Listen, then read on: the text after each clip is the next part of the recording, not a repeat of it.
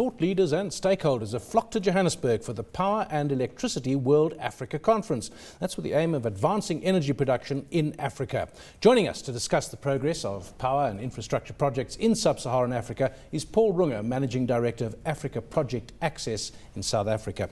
Paul, let's talk about South Africa with a view to talking about the region. We know that Eskom has issues and we've been very focused on that, but there is a broader regional power story here. Absolutely. There are projects on our borders, for example, the Mamabula project in Botswana, the Kudu gas project in Namibia, where we are looking, obviously these projects can't see the light of day unless there's very strong cooperation with South Africa, and where Eskom can become an off-taker as well. For example, the Sisulu STE project in Mozambique, which will take the power from Tet to Maputo. That's a very, very important project. A lot of projects cannot see the light of day. For example, in Pandankua Dam and Kaurabassa North cannot see the light of day until that project is done. And of course, the power cannot be all consumed by Mozambique. So simply put, South Africa is the buyer. So well, that sounds optimistic in one sense. It's South Africa, we don't tend to think of buying power from other countries. On the other hand, what's the problem? Why? You've said a couple of times that these projects are not happening. Yes, there are a lot of discussions, of course, going on. But, you know, the Eskom and this Department of Energy have to decide, is it in their interests and so on, because there's also massive capital expenditure on these projects as well. Is that the issue? It is one of the issues, that's for sure, yes.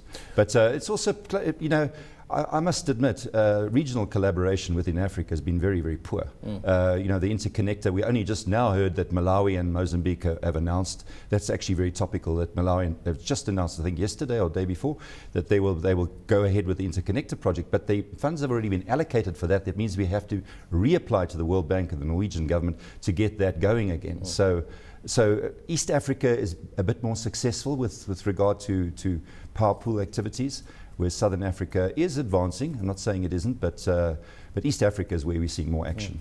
One of the Eskom engineers told me that the power solution would be very simple if we could get all sorts of other things like politics, like capital in the Congo River, the hydroelectric scheme that could be installed there. Wouldn't that solve all our power problems? Yes, there was a bilateral agreement signed just 2-3 weeks ago between South Africa and the Congolese, and also SNEL, the Congolese utility, and with regard to resuscitating that project. Well, you know, Inga's actually broken up into several projects, but the Inga 3 project is what we're really talking about. And the previous attempts to get that project have failed.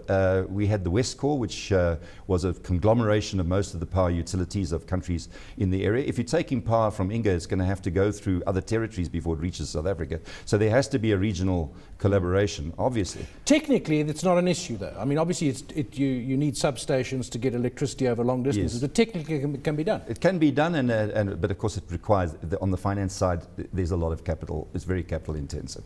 I'm actually thinking that people should also be looking very much at Ethiopia, because Ethiopia has substantial hydropower potential, and Ethiopia is applied to join the East Africa community, and Ethiopia could become, quite feasibly, an exporter of power in the region.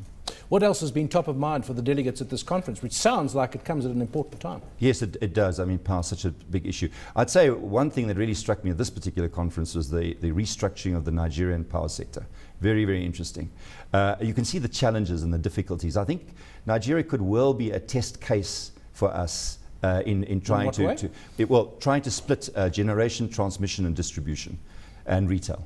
If you take in the project food chain for the supply, the final supply of electricity, what they're doing is they're segmenting it and they're creating different holding companies. Some of it is going to be privatized, some of it will have closed tariffs, some of it will be able to charge on commercial terms. It's quite complex, but we had 2 sessions on that yesterday, and I must admit I knew that there was a lot of changes happening, but to see that in-depth analysis and what they're trying to do, it's very, very interesting, and I think we should all be following it quite closely.